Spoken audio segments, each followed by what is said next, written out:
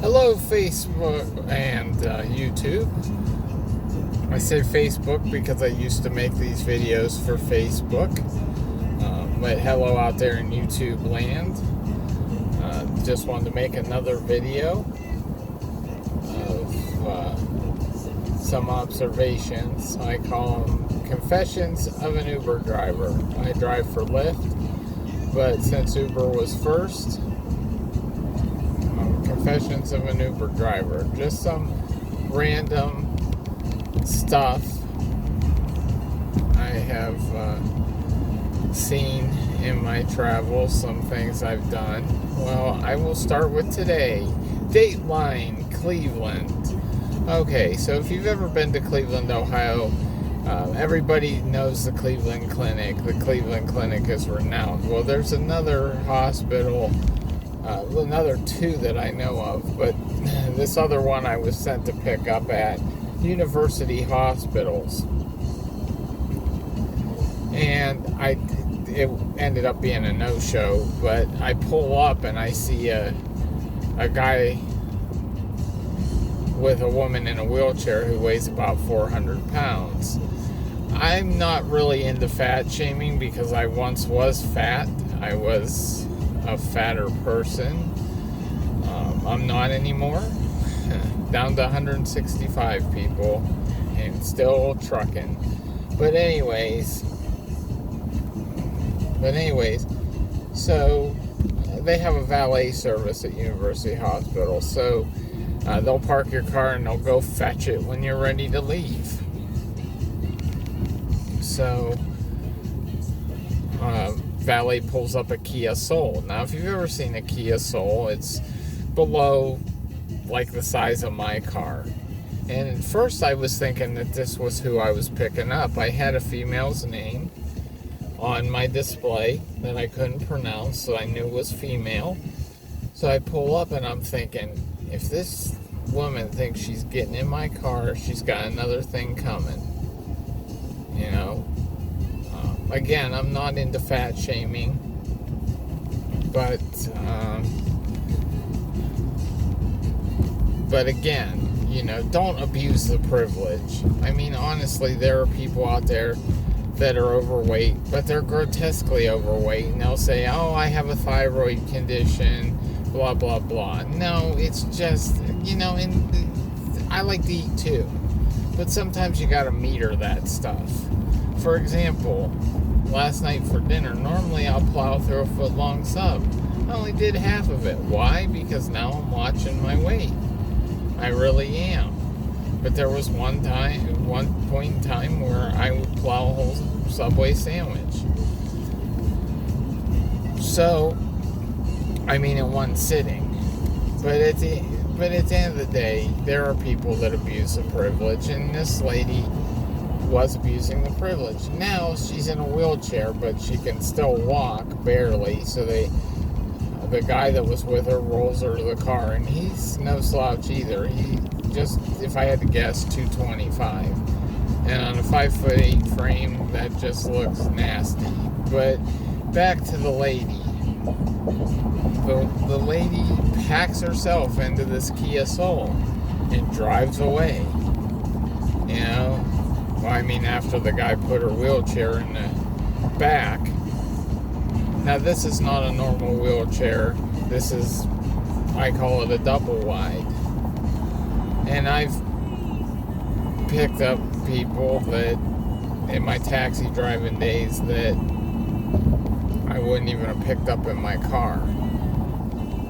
But the problem is, you know, even back when Greg Giraldo was alive, on one of his records, he talked about the obesity epidemic.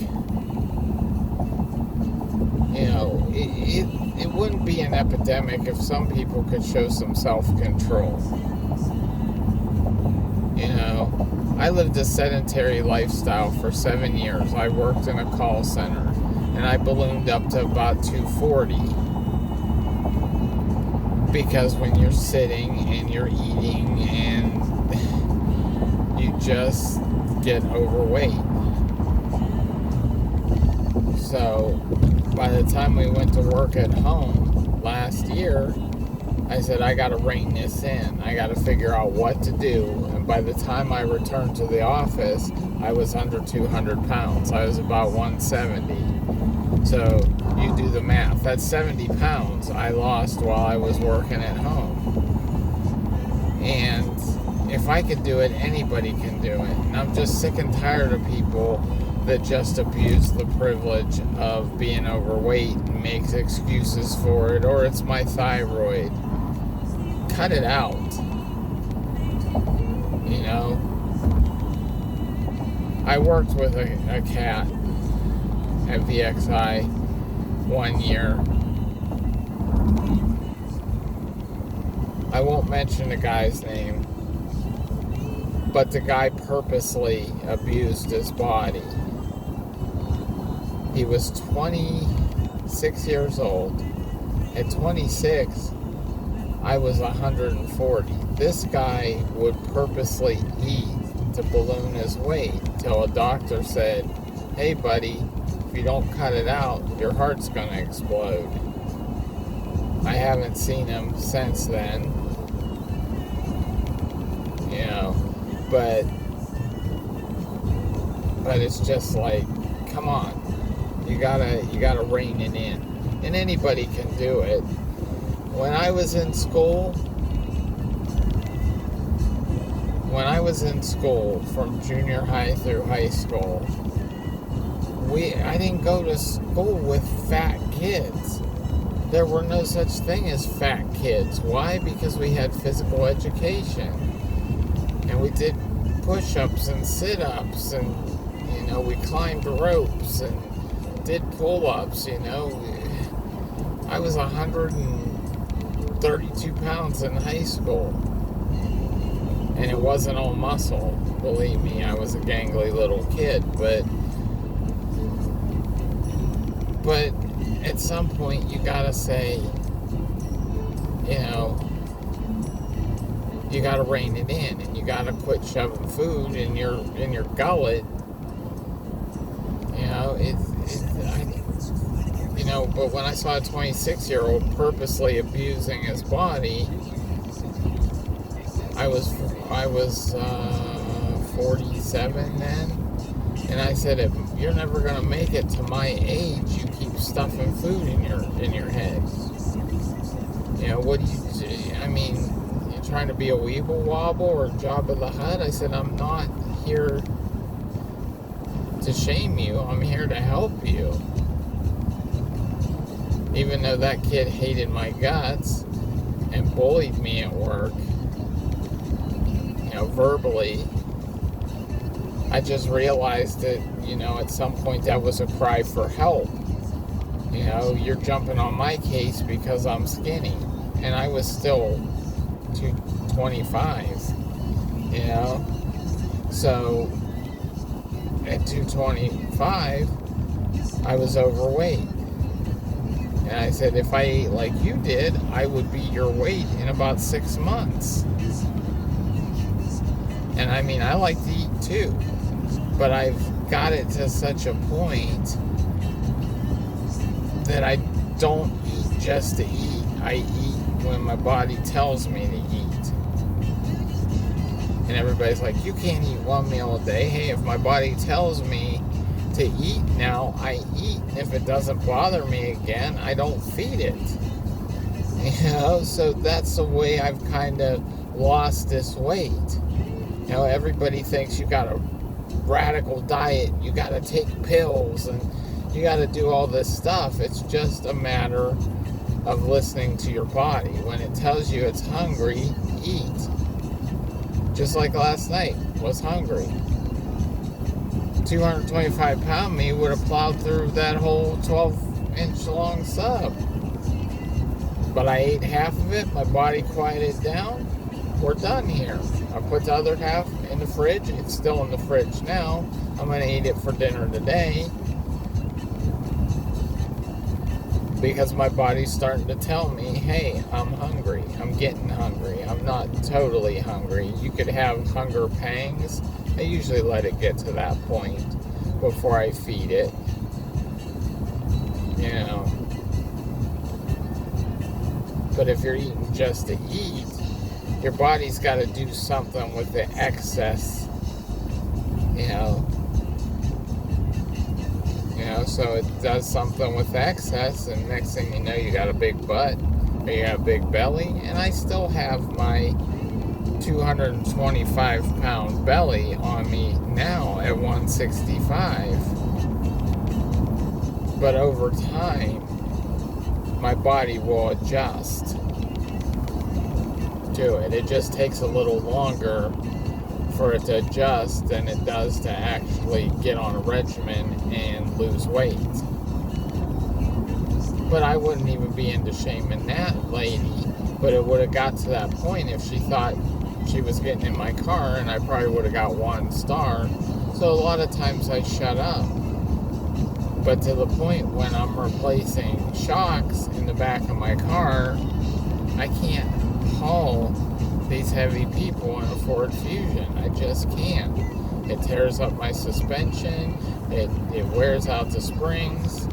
And the worst part of it is it prematurely wears out the tires that are at this point almost brand new. So, but I just, at some point, and I think a lot of it comes with cable networks glamorizing this activity. I know they're not glamorizing it per se. They're just saying, my 600-pound wife, I'm going to lose weight. But by the time they've packed on 600 pounds, it's a wrap. And then I want gastric bypass surgery. Well, you got to lose 400 pounds before we can even talk about it. And you got to do that on your own. And by this time, it's too late. Your body's already adjusted with storing extra fat. And if you starve it now, you're going to die. If you monitor your calories now, it'll kill you. Because it's gone on so long. And the point of the matter is why I started losing weight wasn't even to look good. I was on the precipice of falling over the cliff to high blood pressure, and I realized that a fatter body would make my heart work harder, make my high blood pressure worse, and now I'm managing it without any medications. So that's kind of where I'm at. At some point in my life, it will come down to medications, no matter how much I weigh.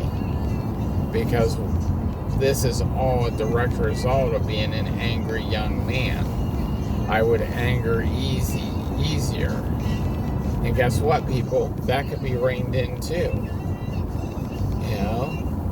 I still get, I still have an occasional outburst of anger, but I never take it out on anybody else. Most of the time it's just I'm yelling in my car because there's 200 cars coming down the street that I'm trying to turn onto. And that's confessions of an Uber driver, Traffic. I'm out here just trying to make a little scratch so I can live. What are these people doing? If I got a Lyft trip 2 miles up the road, these guys can't be doing it too. And I'm just trying to get onto the street, and I gotta wait for 25 cars to pass my position, 25 unemployed slobs that are driving just to drive. They're not contributing in any way to the bigger picture. They're just out here to be out here. But so that's one of the things that kind of ticks me off with people abusing that, and I know I'm going to get some rabid comments in the comment section that say, how can you be like that? How can you be so callous and cold-hearted towards overweight people? Well, first of all, I do it in private. I never say it to their face. It really doesn't affect me until one of these fat, bloated Oompa Loompas wants to get a ride from me, and the rear of my car is almost, sitting on my tires because this weight has overcome the expansion force of the springs, and I just can't have that. Lyft says I can't turn down a ride. Most of these people have the common sense that when I show up and they see me show up, they tell me, I asked for a van. Well, ma'am, Lyft don't have vans. If you want vans, call Provide a Ride. That's what I tell them. Most Lyft drivers don't drive minivans simply because it's not cost efficient. It's not cost efficient in Joe Biden's high gas price America. You can't have a 6-cylinder minivan and expect that you're going to get any type of decent gas mileage out of it when you're driving it around. Now, don't get me wrong, I've owned minivans before, and I generally loved my minivans. But this was in the before time, before Joe Biden made gas $3 a gallon. It was a lot better to drive one when fuel was cheaper. So, but nowadays, I couldn't even, I'd have to sell a kidney to put gas in a minivan.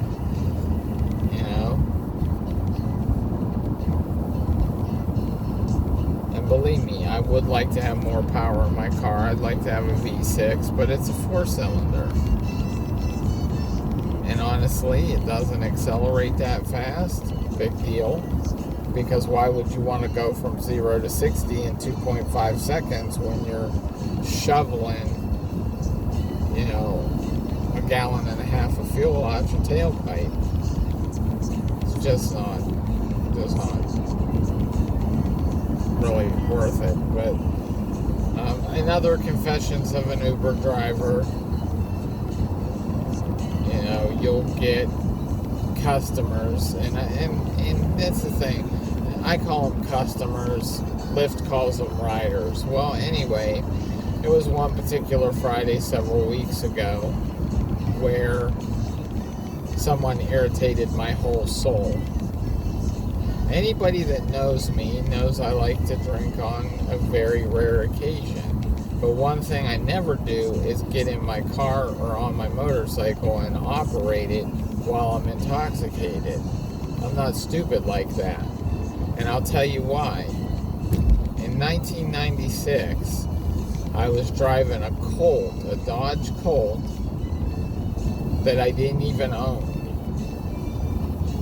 So how I got the car was my church's Deacons Fund helped me get the car. They helped with $500 for me to get the car, which I was grateful for, but since I didn't have a job at the time, I couldn't pay the tax, title, and license. So, in return, since I didn't ever or couldn't ever pay that up until the time the car was totaled, I never really officially owned the car. In fact, the plates that I had on it at the time I wrecked it were to a Geo Metro that I traded 4 years, I traded in the last year of, I don't think I renewed them, because I traded in Geo. I got new plates on the Cavalier. Cavalier got repossessed because, again, when I was with my first wife, her name was Joanne. Joanne didn't like the fact that she liked money, but she didn't like me working. She didn't like being at the apartment by herself all the time. I think and in those days, I was very simple. I didn't have cable. I didn't have telephone in there. And thinking back on it, I probably should have put a telephone in that apartment that we had on Belmont and Warren. Because at least if she had a phone, because she didn't drive at the time, didn't have a license, and we only had one car, my car. So I would work midnight shift. Well, she got kind of chummy with the landlord's wife because my landlord lived downstairs and he also worked nights like me. But I'm thinking if I put a phone in, but she was always like, well, call off work. Well, that got to the point where you've done it so much that your job fires you because they need somebody that's going to be there. And I admit that I let her manipulate me a little bit. Well, anyway, back to 96. I'm at the Speedway in Cortland, Ohio. It's still there. Well, it was winter time, and I'll sum it up. I wrecked a car pulling out in front of somebody. So as a result, back to my original story and Confessions of an Uber Driver, this rider reported me for being intoxicated while I was driving him. Now, the wreck in 96 caused a 9.5-year license suspension, because what they don't tell you, here in Ohio, under state law, insurance is mandatory. You absolutely, positively have to have insurance. But they don't check you at the DMV. They make you sign a statement, yeah, I have insurance. And you don't have to prove you have insurance. Well, I didn't have insurance. And I paid with the 9.5-year license suspension because while I was serving the 90 days for the court on a first offense, you have a 90-day license suspension. Well, while I was serving that for the court, the insurance company of the other driver probably has a legal team, a bunch of lawyers. One of the lawyers sued me for $3,600, which was the amount of the damages that due to the collision was caused to the other guy's car. Well, at that point, you serve your 90 days for the court. Now that's up, and you still can't get your license back because now you got this civil judgment that's holding your license in hock until they get their money, or until you've gone sufficient time. Well, the honest opinion of it is I made a few payments and got my license reinstated once. Well, now my first ex-wife, Joanne's still in the picture. And after, Joanne loves money, so the lawyers didn't get paid for the judgment. So what happened? My license got resuspended. Till it ended up being a total of 9.5 years. Well, I never paid them again, but at some point they either want the money or they want you to not have your license for a specific time. In other words, there's a statute of limitations on it. So they're hoping that you pay them and not just wait the time. Well, the honest truth, I rode a bicycle for that whole time. I moved closer to my job, but I still rode a bicycle to work. All kinds of weather, people. Snow, rain, didn't matter. And work was only 3 miles up the road, so, it wasn't much. You could dry out working in a plant if you got a little wet from the rain. Well, so finally in 2004, they allowed me to reinstate my license, but I had to test. But back to the aforementioned, I call him an idiot, okay? And the reason I'm calling this particular individual, who I don't remember which one, but one of them did, and this particular individual I call an idiot because he decided he didn't want to pay for his ride. Okay, well, we have a saying where I come from that if you can't afford it, don't buy it. So I use that philosophy in my life. Oh, sure, I want that new game on the Microsoft Store for my Xbox, but rent's due. So I can't afford it, so I don't buy it. Well, this person evidently wanted to get to wherever they were going, but they wanted to get there for free. So they reported to Lyft that I was intoxicated driving them, and so I got suspended. The suspension, I had to respond to the complaint, and Lyft eventually unsuspended me, but they watched me like a hawk for a couple weeks. Not literally watched me, but just watched me on the platform. Basically, I couldn't have another complaint. Well, the reason this guy irritated my whole soul is I don't care what your financial situation is. I don't care what you do want and don't want to pay for. That has nothing to do with me. But what does have to do with me is when you mess with my money. And that person probably will never see this YouTube video, but I hope they do. You deserve to rot, sir. You deserve to drop dead wherever you're at. Because you don't run my name through the dirt just because you want a free ride and cost me a whole night of work. It's not fair to me. And I wish and it's just like, it's probably good that I didn't know who it was, because I probably would have been retaliatory. I would have retaliated with a 1 star, which would have been the wrong move. So, I didn't, but I got back on. And, Philip, if you're watching this, thank you for your help. Appreciate it. I didn't get to use his help, but my friend Phil, he's a good guy. I met him at VXI, probably in my 2nd year he started working there. And he motivated me to not only be a better agent, but just a better person. He was someone I could relate to, because it was actually my 2nd year, 2015.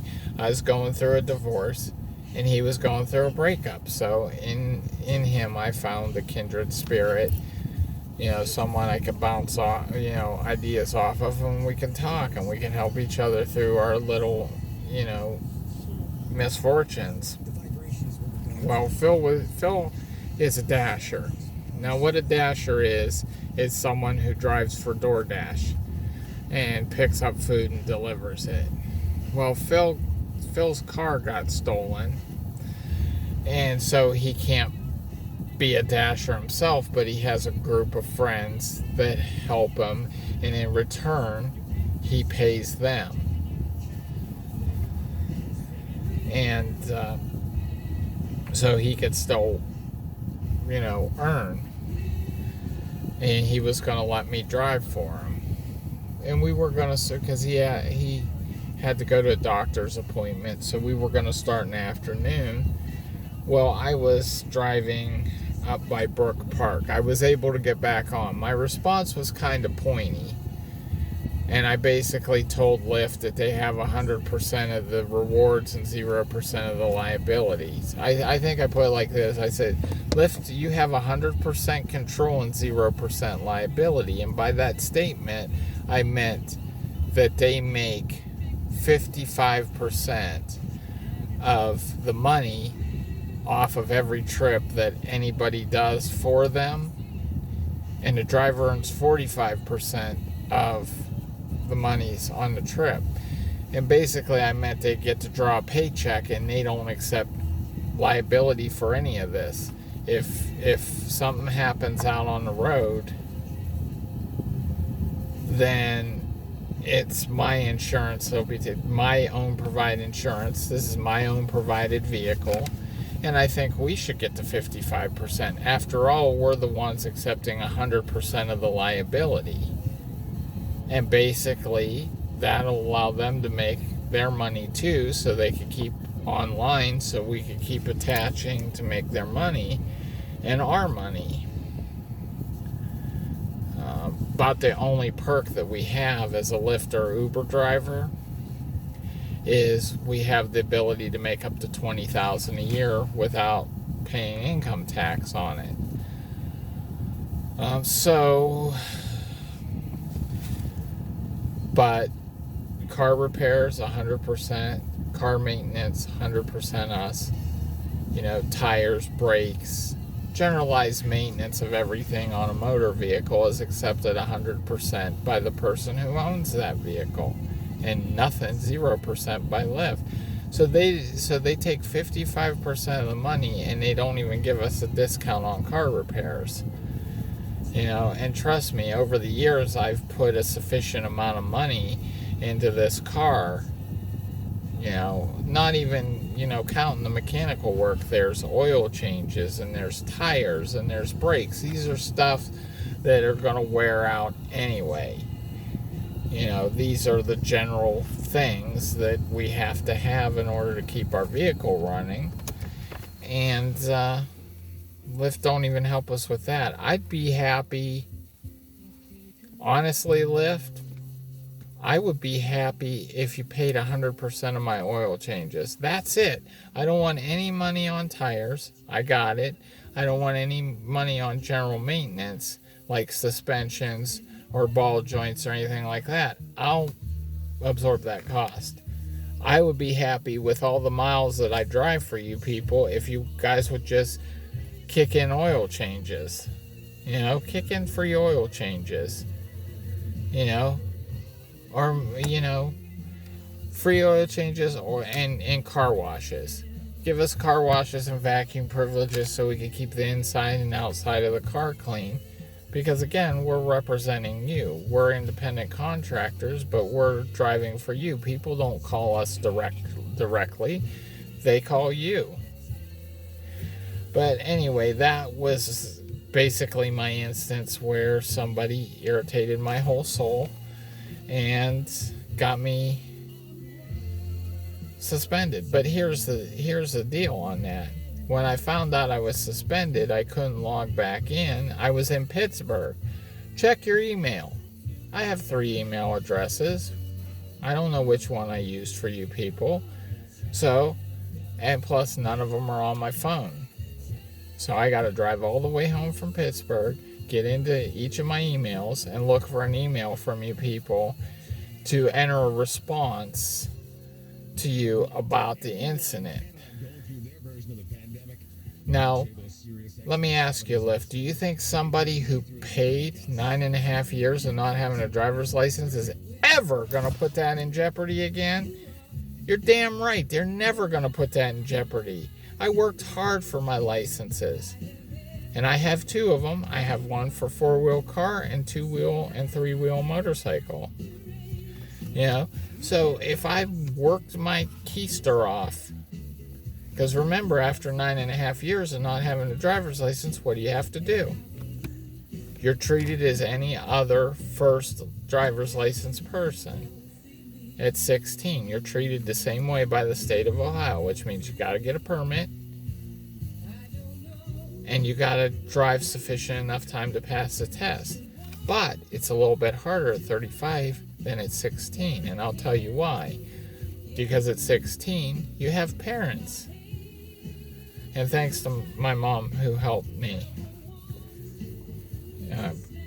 let me test in her minivan.